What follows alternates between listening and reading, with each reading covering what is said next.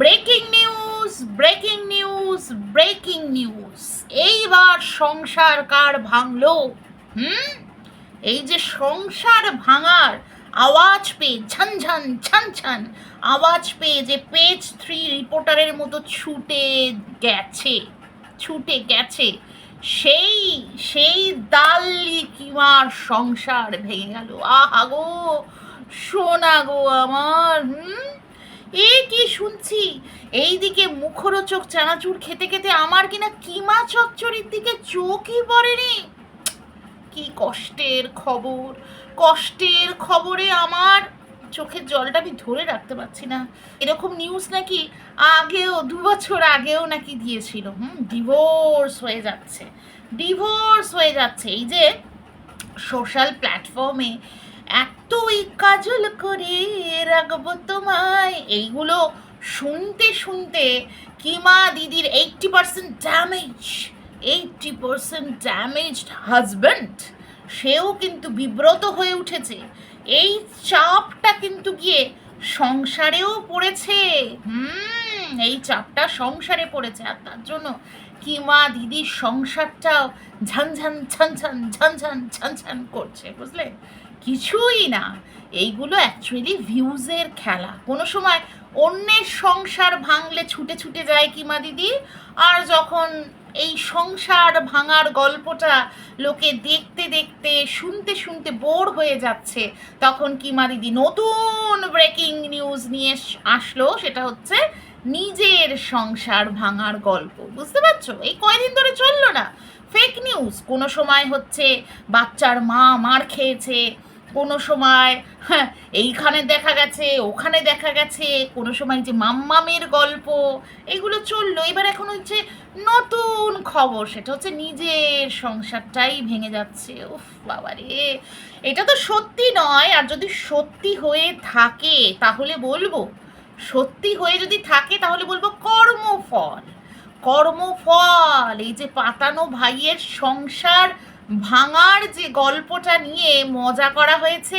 আনন্দ করা হয়েছে, ভিউজ কামানো হয়েছে, টাকা কামানো হয়েছে, টাকা কামানো হয়েছে নোংরামি করে, বাচ্চা দেখিয়ে দেখিয়ে এরকম করে কালেকশন হয়েছে, সেইটার কর্মফল আজকে পাচ্ছে কিমা দিদি। ওই জন্যই ভাবছি কিমা দিদির হঠাৎ করে কেমন যেন একটা ফুস, বেলুনের, বেলুনটা কেমন একটা ফুস হয়ে গেছে। আসলে কি বলতো, সংসার ভাঙার গল্প টল্প ওইসব কিছু না, ওগুলো ভাওতাবাজি ব্যাপার। অ্যাকচুয়ালি চাপেই আছে।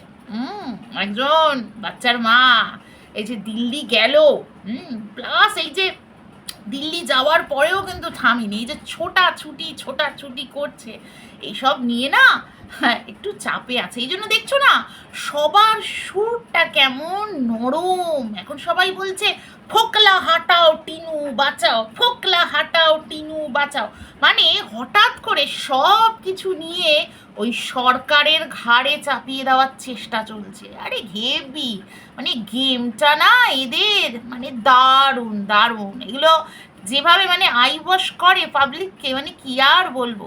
যাই হোক, ইন্ট্রোটা দিয়ে নিই। Hello everyone, welcome back to my channel life of কেকে। আমি কোয়েল।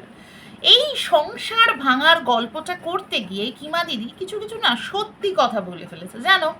এই যে বলছিল না যে টিনুকে দেখে ওনার এই যে ফ্রিডমটা পেতে ইচ্ছা করে, টিনু যেরকমভাবে ফ্রি বার্ড একদম হয়ে রয়েছে, সেই জিনিসটা ওনার ইচ্ছা হয়। এই ব্যাপারটা না আমি অনেক দিন আগেই উপলব্ধি করেছি। শুধু কিমা দিদি না, কিমা দিদি অ্যান্ড অ্যাসোসিয়েটস, হ্যাঁ, একদম এই ব্যাপারটা, এই একটা কমপ্লেক্সে ভোগে, ইনফিরিয়রিটি কমপ্লেক্স, খানিকটা জিলাসিও বলা যেতে পারে। আমি অনেক কিছুতে এটা বুঝতে পেরেছি। কিছুদিন আগে আমি একটা ভিডিওতে বলেও ছিলাম, এই যে টিনা একটা ভিডিও করেছিল, একটা রিভিউ ভিডিও দিয়েছিল আদিবাসী হেয়ার অয়েল নিয়ে।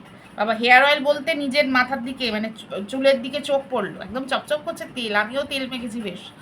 তো এই আদিবাসী হেয়ার অয়েল নিয়ে একটা ভিডিও করেছিল, হ্যাঁ, সবাইকে বলেছিল যে খুব ভালো, এটা ইউজ করলে বেশ ও মানে বেনিফিটেড হয়েছে আর কি, ইউজ করে অনেক বেবি হেয়ার হয়েছে, এই টাইপের কথাও বলেছিল। সেইটা নিয়ে কন্টেন্ট বানিয়ে এরকম টাইপের ভিডিও করেছিল যে তোর মাথায় আদিবাসী মাখিস আর যাই মাখিস, হ্যাঁ যা চুল আছে তার থেকে আমার বেশি চুল আছে, এই যে কম্প্যারিজন, মানে আমি সেরা, হ্যাঁ আই মি মাইসেলফ, এই যে সব সময় আমি সেরা আমি সেরা, মানে একটা হাঁটুর বয়সী মেয়ের সাথে নিজেকে তুলনা করা, এটা কিন্তু ওই ইনফিরিয়রিটি কমপ্লেক্সের লক্ষণ।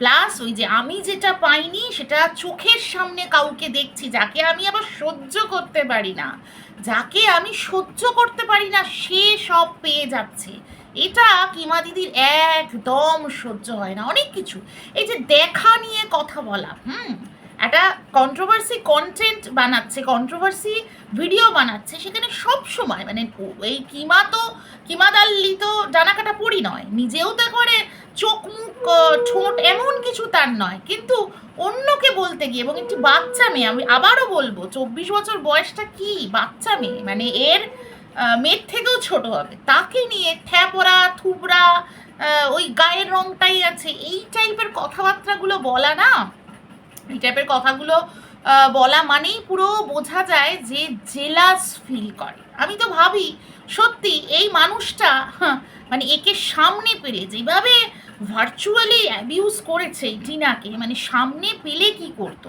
শুধু তো টিনা নয় আরও তো অনেককেই, তাই না? এই যে ঝিমির সংসার গড়তে গেছিল সেটা তো এই কন্টেন্টের কারণে, কিন্তু ঝিমিকে নিয়ে যখন নেগেটিভ ভিডিও বানিয়েছে, নেগেটিভ ভিডিও তো অনেকেই বানায়, কিন্তু কি করেছিল সবাই দেখেছি, মানে এই যে একটা মেন্টাল প্রবলেম আছে এটা কিন্তু বোঝা যায়, মানে এই যে একটা অ্যাবিউসিভ কথাবার্তা, হ্যাঁ। আর এই টাইপের কমপ্লেক্স জানো তো বেশিরভাগ আসে কিন্তু এই মিডিল এজ মহিলাদের মধ্যে, এরকম কমপ্লেক্স কিন্তু এই শুধু কিমা দিদির নেই, কিমা দিদি অ্যান্ড অ্যাসোসিয়েটস, এই যে যাকে তোমরা বলো ঢেপসিটা, মানে টক ঝাল মিষ্টি চানাচুর মুখরোচক চানাচুর, তারও কম নেই। সে যা করলো বাপরে বাপ, কন্টেন্ট বানাতে গিয়ে একেবারে আন্ডার গার্মেন্টসের ছবি দিয়ে দিয়েছে, আবার সেটা নিয়ে কত কথাই বলছে, হ্যাঁ রুনাদিকে ঠুকে বলছে, ক্যাপশন দিল বরেরটা ধরলি, আবার বলছে ওটা নাকি তারই ছিল, মানে চিন্তা করো কি করে বুঝবে মানুষ, হ্যাঁ একটা প্যারাশুটের মতো একটা আন্ডার গার্মেন্টস দিয়ে দিয়েছে, সেটা মানে যে তার, মানে জুম করে বড় করেছে না, অত বড়ই ভগবান জানে, তো সেটা যে তার এটা লোকে বুঝবে কি করে?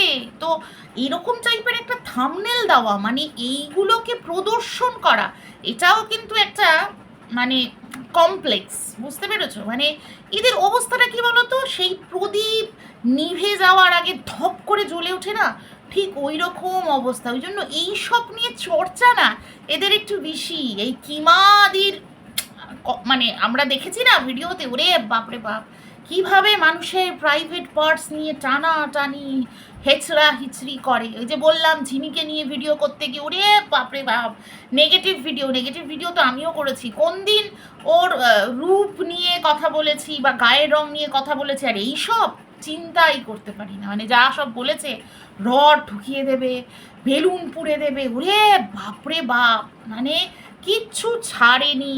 তারপর ক্রিয়েটার টু ক্রিয়েটার ঝামেলা হতে গিয়ে মানে ক্রিয়েটারের ফ্যালোপিয়ান টিউব টেনে নাকি বের করে নেবে বলছে, বাবা রে, মানে সবসময় ওইসবে অ্যাটাক, এরকম নয় কিন্তু শুধু যে ঘুষি মারবে, হ্যাঁ থাপ্পড় মারবে, হ্যাঁ এইগুলো নয়, একদম ওইখানে চলে যাবে গিয়ে একবার টেনে হিচড়ে বার করে দেবে। তারপর ক্রিয়েটারের হাজব্যান্ডের হ্যাঁ কী সব টেনে একেবারে চটকে থেতলে, মানে এইসব যে চর্চা, এইসব চর্চাগুলো মানে সুস্থ মাথার মানুষ কিন্তু করতে পারে না, এগুলো বলাটা মানে ভাবতে পারছো মানে কতটা, আমি ভিডিওতেও বলেছিলাম যে ভায়োলেন্স প্রমোট করছে, মানে এই যে এর অ্যাক্টিভিটিস না এগুলোকে দেখলেই বোঝা যায় যে সামথিং ইজ রং। এই যে কিছুদিন আগে একটা ভিডিওতে বলেছিল, হ্যাঁ আমাকে একটা ভিউয়ার্সও এসে এই কথাটা বললো, আমিও দেখেছি, মানে ঠিক এক্স্যাক্ট ডেটটা মনে পড়ছে না, যে নিজের ছেলে বৌমার খোঁজ মানে নিতে গিয়ে, ছেলে বৌমা তো থাকে না সঙ্গে ভাগ্যিস, মানে নালে যে কি নজরদারি করতো, মানে যা দেখছি এর যে কমপ্লেক্সে ভোগে, এই যে মানে ছোট একটা মেয়ে টিনু, তাকে নিয়ে বলতে গিয়ে যে এরকম বলতে পারে তোর মাথার চুল বেশি না আমার মাথার চুল বেশি, নিশ্চয়ই এই টাইপের ব্যাপার, এই টাইপের ব্যাপারগুলো তাহলে নিজের জীবনেও চলে আসতে পারে, যেখানে নিজেই বলছে যে ওকে নিয়ে ভিডিও করতে করতে নিজের ওপর ছাপ পড়ে গেছে। তাহলে নিজের ওপর যদি ছাপ পড়ে যায় তাহলে এই ছাপগুলো নিশ্চয়ই নিজের পরিবারেও পড়বে। ভাগ্যিস ছেলে আর ছেলের বউটা খুব মিষ্টি, কিন্তু ছেলের বউটা খুব মিষ্টি, ভাগ্যিস সঙ্গে নেই, তাহলে কি এফেক্টটাই না পড়তো। তো যাই, যেটা বলছিলাম যে নিজের ছেলে এবং বউকে নিয়ে মানে কিছুদিন আগেই বলছিল যে ওই বোনকে দিয়ে নাকি খবরাখবর নেয়, ছেলেকে জিজ্ঞেস করায়। মানে ভাবো, মানে কি সাংঘাতিক ব্যাপার, নিজে খবর নেওয়ায় কেন? বৌমাকে তার মানে কি নিজের মেয়ের মতো ভাবতে পারে না? নিজের মেয়ের মতো যদি ভাবতো নিজের বৌমাকে, তাহলে তো বাবু সোনা তোমাদের খবর কি, সব ঠিকঠাক আছে কিনা, সব ঠিকঠাক চলছে কিনা, তোমাদের মধ্যে কোনো সমস্যা নেই তো, এমনি তোমাদের সব ঠিক চলছে তো, এই জিনিসটা তো বলতে পারতো না এই কিমা দিদি। যে এই যে সব সময় টিনুর বৌদিকে নিয়ে পড়ে থাকে, এই যে বেচারা একে নিয়ে খাটাচ্ছে, নিজের মেয়েকে ঢেপসি মেয়েকে ঘরে বসিয়ে রেখেছে, এইরকম কথা বলে। আমি আবার এই কথাটা কিন্তু ভাবি, এই দাল্লি কিমাকে নিয়ে আমি এই কথাটা ভাবি যে এইরকম একটা ব্যাপার বললো, তো বৌমাকে তো নিজেও খোঁজ খবর নিতে পারে, সেটা তো পারে না, সেটা তো করে না। হ্যাঁ, ভারী অদ্ভুত কিন্তু, তাই না? যাই হোক, একটা জিনিস ক্লিয়ার যে এই মানুষটা, এবং নিজে ভিডিওতেও বলে দিল যে কমপ্লেক্সে কিন্তু সে ভোগে, এবং টিনাকে দেখে তার যে জেলাস হয় নিজেই প্রকাশ করে দিল, আর সেই এফেক্টটাই তার কিন্তু পড়েছে। আর এই যে লক্ষণগুলোও বলছে, দেখো এগুলো কিন্তু ওই যে বললাম না,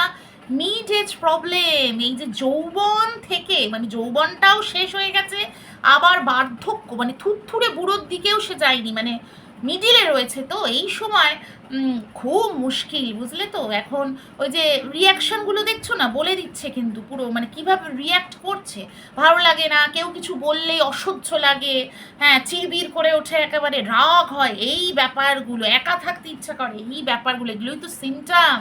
এগুলো ভালো মানুষ যারা হয় তারা খুব সুন্দর এগুলো থেকে বেরিয়ে আসতে পারে। সবারই তো জীবনেই এইগুলো আসে, এই ফেজটা আসে, ঠিক আছে, এই বয়সটা আসে, ফেজটা মানে বয়সটা বলছি আসে, কিন্তু অনেকেই কিন্তু সুন্দরভাবে কাটিয়ে নেয়। কিন্তু মুশকিল কাদের হয় বলো তো? এই যে জেলাস পার্সনদের খুব মুশকিল হয়ে যায়।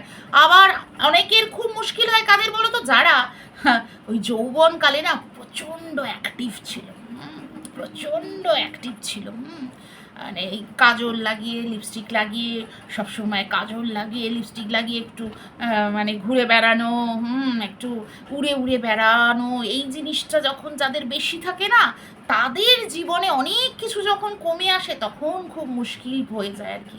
তো ওই ছাপগুলো যদি সত্যি হয়, ধরো হ্যাঁ ধরো, এখন তো ধরোর যুগ, সবই ধরো, তো ধরো যদি সত্যি হয় তাহলে এইগুলোই কারণ। আর যদি সত্যি না হয় তাহলে তো বুঝতেই পারছো ভিউজের খেলা যেটা করে আর কি, হেই কি বা দিদি। হ্যাঁ, যাই হোক, এইটুকুই ছিল ভিডিওটা, এর থেকে বেশি আর বলবো না। দেখি সংসারের গল্প এরপরে আর কত দূর এক্সটেন্ড হয়। তবে পুজো এসে গেছে, আর পুজোর জন্য কেনাকাটা তো করতে হবে, এটাও বেশ বোঝা যাচ্ছে। চলো আসি, হ্যাঁ, টাটা, আবার আসছি নতুন কোনো ভিডিও নিয়ে খুব তাড়াতাড়ি। আর যারা যারা নতুন এসেছো আমার চ্যানেলে, প্লিজ একটু সাবস্ক্রাইব করে দিও, পাশে থাকা বেল আইকনটা প্রেস করতে ভুলো না। টাটা।